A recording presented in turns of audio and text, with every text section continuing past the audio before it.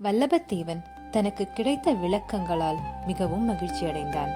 அரசர் விஷ்ணு சித்தருக்கு பட்டர்பிரான் என்ற பட்டம் கொடுத்து பட்டத்து யானை மீது ஏற்றி ஊர்வலம் நடத்தினார்.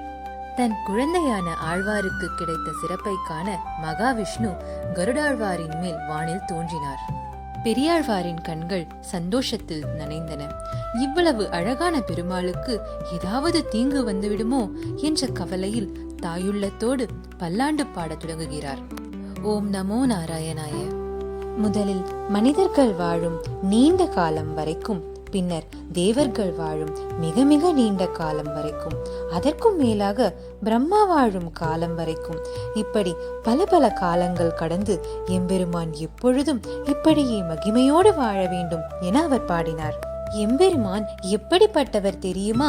தீய மல்லர்களை அடக்கி அழித்த மிகவும் பலமான தோள்களை கொண்டவர், மாணிக்கக்கல் போன்ற ஒளி வீசும் அழகான திருமேனி கொண்டவர். எம்பெருமானே, உன் செந்நிறம் கொண்ட அழகான திருவடிகள் என்றென்றும் பாதுகாப்பாக இருக்க வேண்டும் என்று பாடினார். பல்லாண்டு பல்லாண்டு பல்லாயிரத்தாண்டு பல கோடி நூறாயிரம் பல்லாண்டதின் தோள் மணிவண்ணா உன் சேவடி செவ்வி திருக்காப்பு